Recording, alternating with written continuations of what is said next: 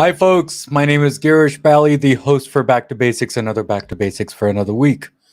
We are going to be talking about time management and how to control that time management to get to your goal. And that's what we advertise today. And we're going to do that.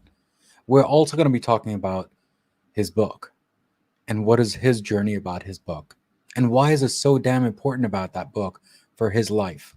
And that's what we're going to be talking about. It's a very simple thing. A book, time management, and goals.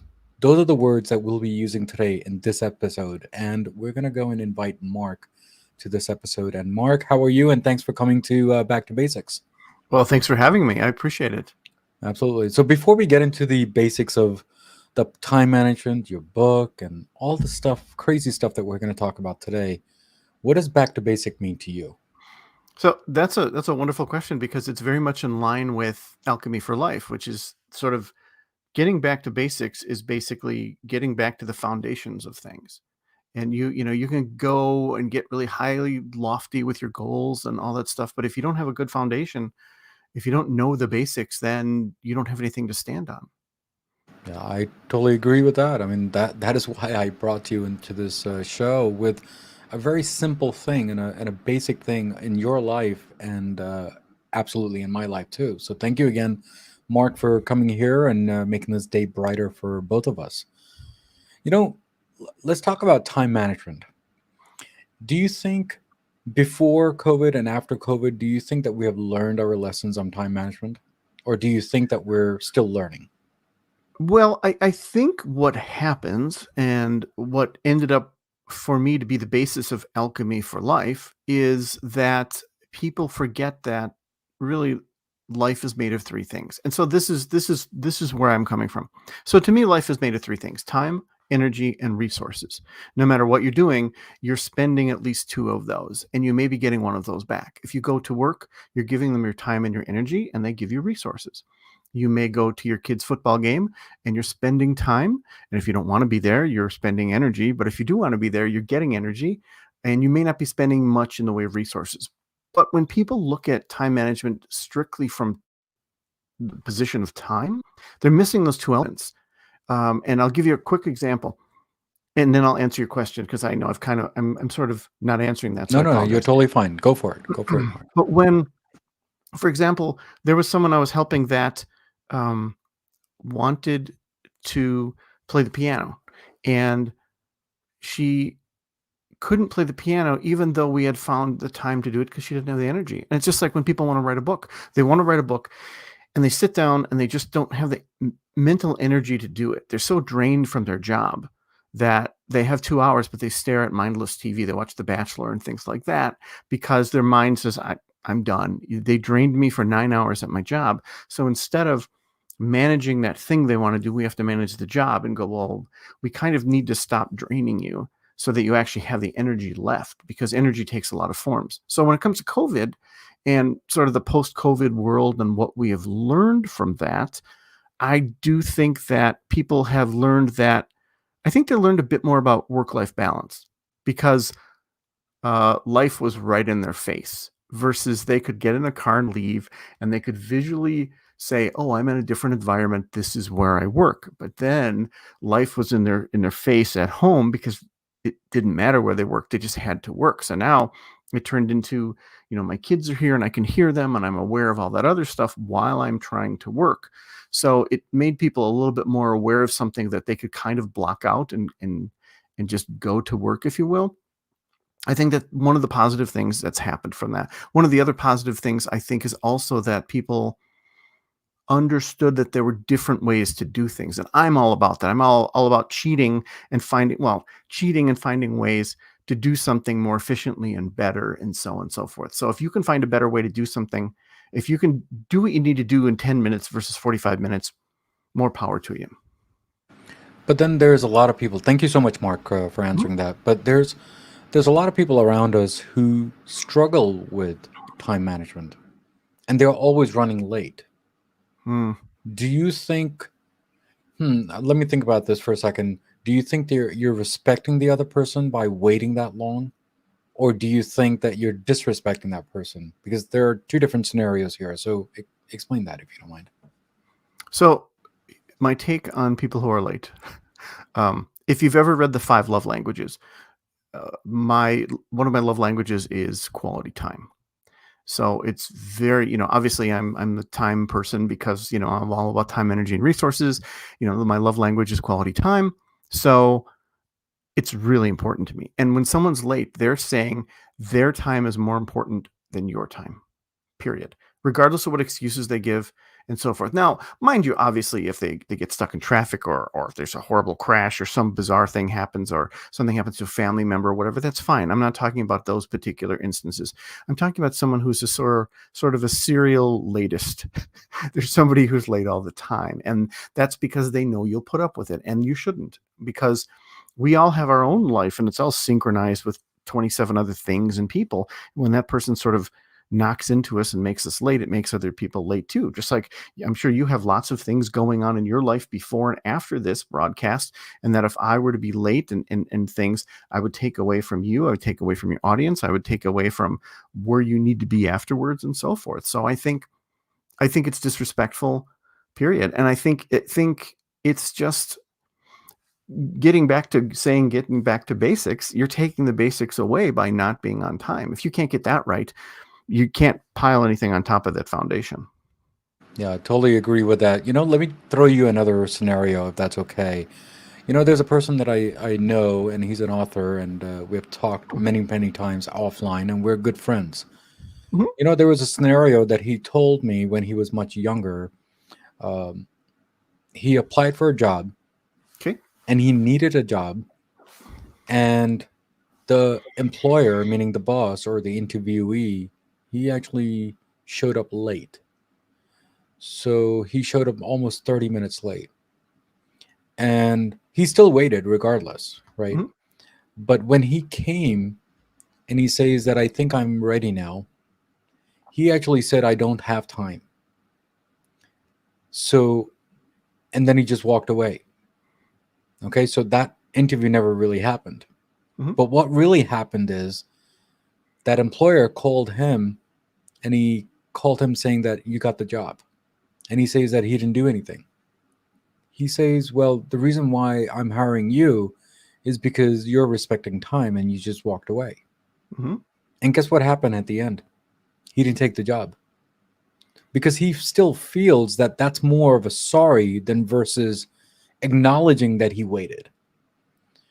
So, do you think he did a right thing or do you think he did the wrong thing? No, I think you did the right thing. I think, unless you were telling me this is some sort of elaborate test that the business is known for, right? Like some inside Amazon, secret Amazon of this is what they do to you when you have an interview. So, don't fall for it. If it wasn't that, then I'd say, well, no, because if he did it then, that's probably not the only time that's going to happen. I mean, he disrespected his time and he was called out for it. And I want to do a callback to a book I wrote called The Status Game too, in which so many things are based on status. And so what his boss was doing was asserting his status and saying, well, this guy's going to wait for me anyway because he wants the job. And then your friend asserted his status and went, no, I'm too good for this. And then his boss said, uh-oh, things have changed a little bit. I can see I want this guy now. And that's not the way to do it. It's sort of like, when people are dating and someone pushes someone away, and then that person pushes them back and says, well, I don't want to be with you anyway. Oh, now I want to be with you. Well, it's because the status has changed. I just think it's not a good thing. I mean, again, it's a case by case basis. I can't make a rule on paper and say follow this for the rest of your life. I mean, that's not how life works. Things are fluid and so forth. So, but I think in that particular case, he definitely did the right thing.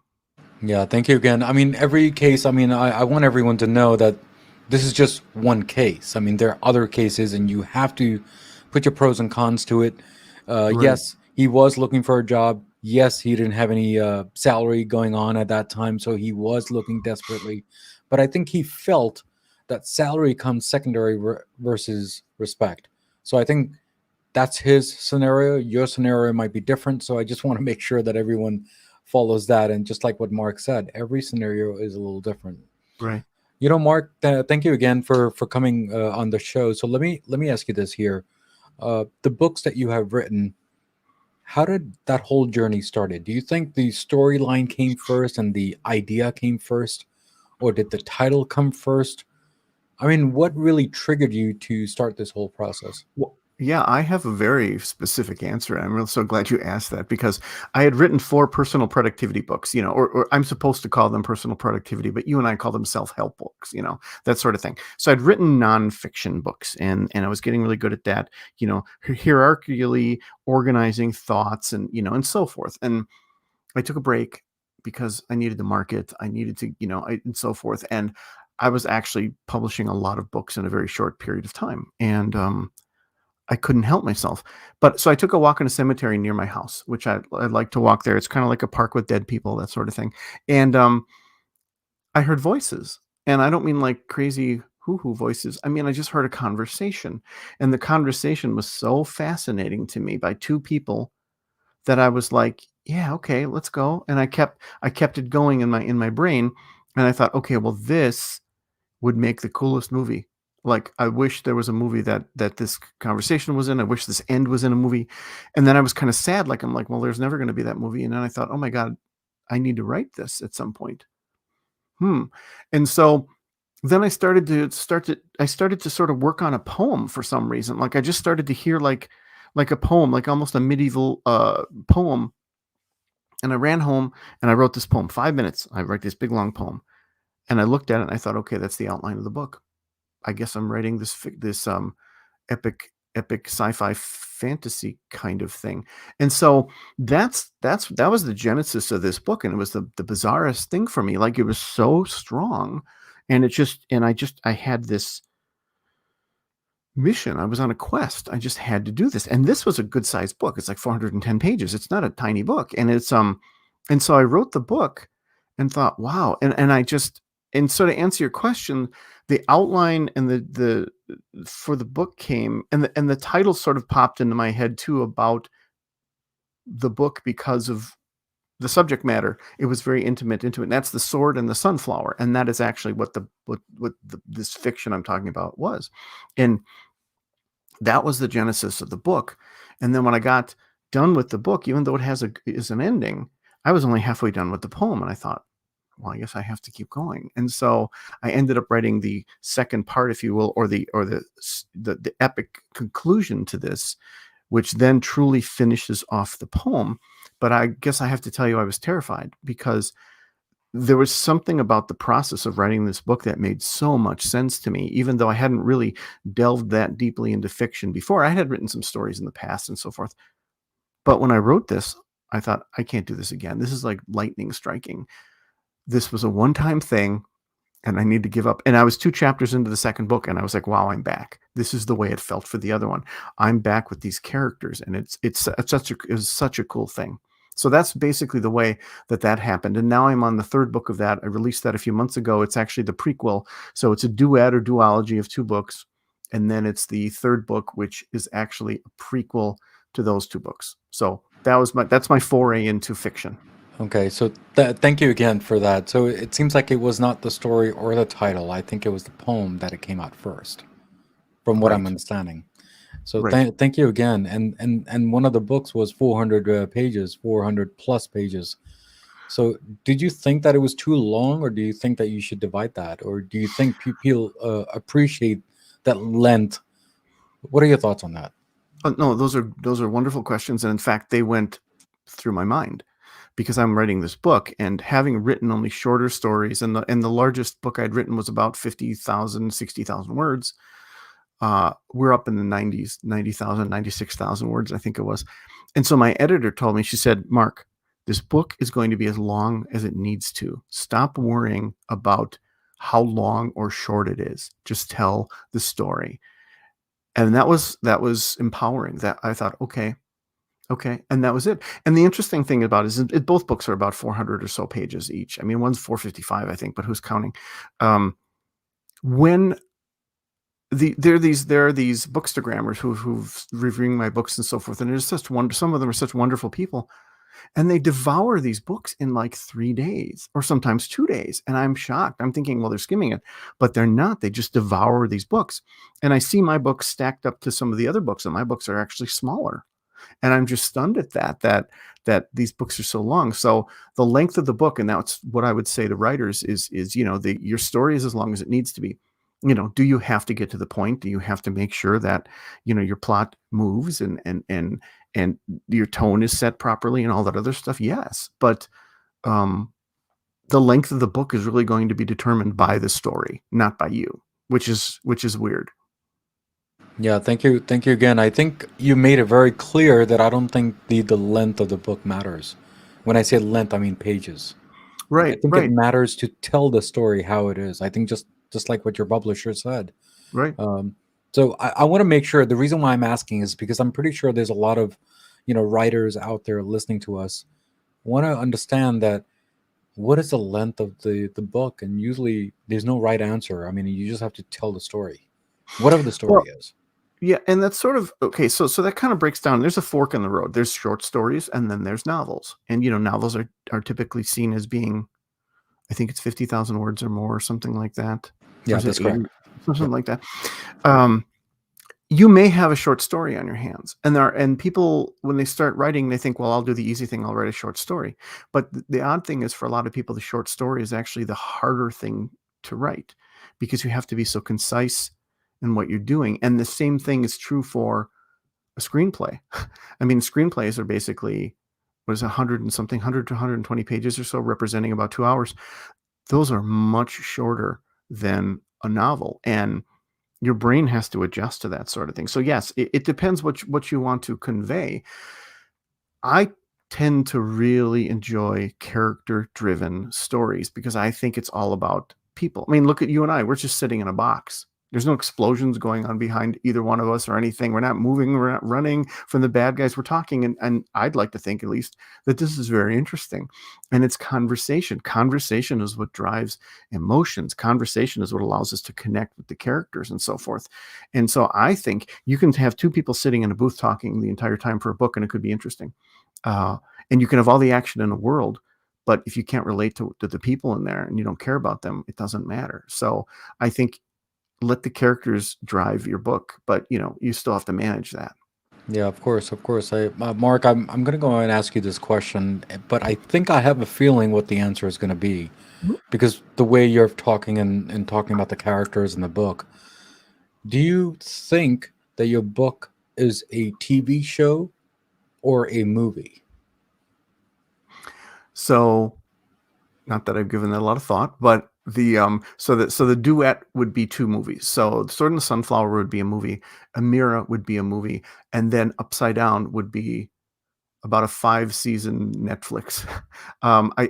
Because the prequel takes place over 1,000 years. It actually explains what happens over 1,000 years, and I wrote that as sort of a thank you to the readers who were saying, they were really fascinated by what had occurred. And I should back up. The Sword and the Sunflower takes place 1,000 years from now. So we kind of jump to a future, a post-dystopian future, where a sort of medieval society has kind of re-risen up and so forth, and a lot of the technology is forgotten and so forth. But I thought it was important to write the prequel, but there's so much in the prequel. Obviously, fitting 1,000 years in one book is not easy. So I think that would be a best fit for kind of an episodic, seasoned kind of thing, 5 seasons. So yes, I think Sword and the Sunflower makes a movie. Amira creates a movie too. But I have the dilemma in that when you write character-driven fiction, there's a lot of nuance there. There's a lot of things that the characters go through. You can't really do that in a movie unless you put a lot of narration in there. I mean, unless you're going to be one of those movies where you hear people think all the time. You have to be careful on how much time you take to convey things like that. So you can lose out on that. Because what you're doing, thank you so much, Mark. Because what you're doing is you're peeling the onion layer by layer for that character, and you're trying to understand where that character came from, what he or she is doing, and what they're gonna be doing. I don't think you can pan that out in a movie, in a 2 3 hour movie, maybe a part one and part two. But I think the essence might just go away, and I think the TV show would be better. That's just my thought. Mhm. And that could be, and you could be right too about even, the Sword and the Sunflower, and that maybe it makes for a better series because it's a hero's journey, and I think those are the most fulfilling to write, is something in which someone has a character arc and they start and they move through it. And so much fiction these days in movies, people don't have arcs anymore. They start out being perfect and you can't relate to them Yeah, because, yeah. people need to have flaws. Mark, you have talked about all these books that you've been writing, and it's and what we talked about earlier is time management. Mhm. This it feels like that you like time is the thing that it's Oh, running around your life there. Can you explain what you do and why is time the key word around your life? well, sure. I think I kind of have my hands on a lot of things. So I like you. I have a podcast talking about time, energy, and resources. I do coaching for people who want to do time, energy, and resources, and it's sort of an umbrella because it really covers everything. Um, I do, I've written the productivity books. Alchemy for Life is actually one of my books. It's called Alchemy for Life: Formulas for Success, and it's all about time management and things like that. I just have found that, time is just it's a fascinating thing because we all have to deal with it. And, um, my concept of it is that, and that's why you have the flask and just, oh, wrong side. That's why I have the flask and so much of my stuff, including, um, it's the logo for Alchemy for Life, because I think we all start out with our flask filled with time, energy, and resources in the beginning of the day. We wake up, we spill some out. We spill some out for friends. We spill some out to cook. We spill some out for our job. We spill some out for the stuff that happens in our life, our kids, hobbies, all that stuff. And sometimes we may get to like 7 o'clock at night and go, "Oh, it's empty. Now what do I do?" And I think if you don't realize that's happening, instead just you just pulled along through the clock, just pulls you along through the day, you're like a slave to the clock. It's just not going to work. So you need to realize where you're pouring that stuff. If you pour a whole bunch of energy into something, you're not going to have much left for you. It's just like people who put all their energy into their job, they come home and then they're not helping with the kids, and they wonder why their wife doesn't want to go on a date night on Friday because she's exhausted, because she's the 98% caregiver of the children, because you're exhausted from work and you don't do anything when you get home. So, I just think it's such a prevalent part of our life, I think. Yeah, thank you again, Mark, for explaining that. Because you know what, it seems like your life and what you're doing, it's revolving around just one word, which is time. Time. And that's why I define that. So thank you again for explaining what you do and what you're doing and what you're gonna be doing. You know, one last question, if you don't mind. What do we see Mark in 5 years? It seems like you have done a lot, yet it seems so less. What do you think? What are your thoughts? Um, I would love for you to expand on it. It seems so less. I'm not sure what you mean. Well, It, are it there seems like pieces okay. missing? So less meaning you got the podcast, you got the books, you got speaking with me, you got writing this and writing that, and thinking other directions. It seems you're doing a lot. So what is Mark doing for the next 5 more years? Mm. Um, so because of the lockdown, something that I was really ramping up was speaking, and I love speaking. I love public speaking, and I was really starting to enjoy that. I've taught classes on writing for children and adults, and I actually opened up an online school and have classes online for people, which is really fun. So because of the lockdown, all that stuff just dried up, and not a lot of people were too interested in like a Zoom call because everybody was Zooming everything. So if you're going to speak via a Zoom call, nobody cared, or at least the interest level wasn't where it really needed to be. So I see the speaking kicking back in. I would love to see that kick back in. I may have, a gig this summer in which I teach at a retreat for aspiring writers and things, which is so cool. I've already, like I said, created classes online. I had been looking for a platform to use for years, and as somebody who also has a background in being a full stack web developer, and I've created a writing site from scratch. I created a dating site from scratch. Um, I was going to create a teaching site from scratch, and I thought, you know what, Mark, just for once, just let someone else do that and just focus on the teaching part. So I see that as something people will see. I see more fiction. I actually have 2 books already written. I'm just sort of staring at. I'm not sure exactly how to market them and under what umbrella to put them. And I'm writing another fiction as well. So I guess I have 3 books. So I see mostly a lot of the writing and the speaking. The podcast is fun. The podcast interviews are fun, as I'm sure you know, because I think your podcast, is it a 100% interviews? Yeah, totally 100%. Okay, so mine is more of a 80-20. It's 80% me yakking and then 20% interviews with people. So I do enjoy both of those things. Ramping that down may happen. So I guess I see more books. I see a lot more speaking, and so forth. Yeah, thank you again. And now I think of it, I think it is 80-20 because I do my Oh, solo shows also. oh, So you do have solo yes, shows. Okay. yeah, absolutely. Thank you again, Mark, for explaining that. Before you leave today, do you have any last words for all the Back to Basic listeners and viewers? And how was your journey on Back to Basics before you leave? Oh, well, let me answer that in the reverse order. Well, this was fun. This was a lot of fun. It's nice to have a chat, have just a fun, easy chat with some direction. I appreciate that you keep it sort of tight because I've been on podcasts where there's a lot of the time gets away. And I think it dilutes what your guest is trying to do and so forth. So this has been fun and I appreciate you having me very much. As far as what I would tell the back to basics people, I mean, I would say people who want to write, you have to give yourself a license to write because it feels like you're screwing around, and in a way you are because it's fun, but it is work and it can be employable. It can be a job, but like anything, you put the effort in, you get something back out. Understand also when it comes to time, energy, and resources, I would say just understand that time is not enough. You have to manage your energy as well. And in some cases, your resources. If you really want to go out and do that thing, it's going to cost you money in some cases. And you can't say, well, I'm just going to cheap out. I'll waste all this money on everything else in my life, but me, I'm not important enough to spend money on.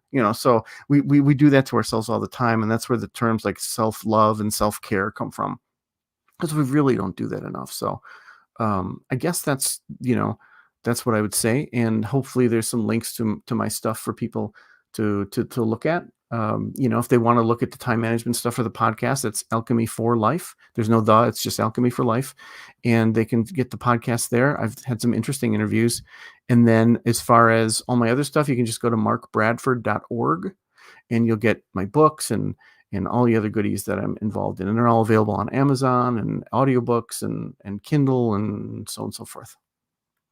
Yeah, Mark, thank you again for coming on the show. And seriously, I've learned a lot of things from you. I've learned I appreciate how that. to and what to do when you want to write a book. I've even learned about time management. So thank you again for all the stuff and all the advice that you've given us. And hopefully we'll meet again for all your other books that were coming in the way. And hopefully I'll be part of that journey too. So thank you again, Mark, for being here and supporting me. Yeah, I think you already are. And so I appreciate that. Yeah, thank you. Thank you so much. So, guys, we spoke with Mark today and we talked about the basics of life and the basics of time and his book and what his journey is all about. There's one thing that he did say that, you know what, time is so precious, you just need to write and write and write. I mean, that's just my definition. Now, as usual, as always, there is a quote of the day from Back to Basics, and hopefully my guest will like the quote of the day. The quote is, the key is not spending time, but in investing it. Now he has invested so much time of what he does and what he's doing on podcast and writing and everything else. He's an amazing person. So, guys, as usual, what do I always say at the end of the episode? Everything in life goes back to basics, and that's what we did today, guys. Guys, take care. God bless. Keep on commenting on all my episodes. It helps me in the long run that I'm hearing from you, and any comments is a blessing to me and the show. And thank you again. Guys, as usual, as always, take care. God bless, and I will see you next time on Back to Basics. But before you leave today, guys, make sure that there is few live interviews going to be happening on Back to Basics. One on the 7th at 10:30 a.m. about the culture of podcasting and what does it take to be a podcaster. The other is on the 11th of April, there'll be something to do with how to be an actor and how to do script writing. And they're two different things. And the third thing is that he's also a mentor, and he's a Bollywood movie star down on the other side of the world. So now that is going to be on the 11th at 5:30 p.m. Eastern Time. And I'm going to have also a live session tomorrow at 1 p.m. Eastern Time on Clubhouse with we're going to be talking about audio and the metadata. So that's another thing that you guys can listen, because metadata is very, very important when it comes to audio. So guys, take care, God bless, and I will see you next time on Back to Basics. So Mark, give me a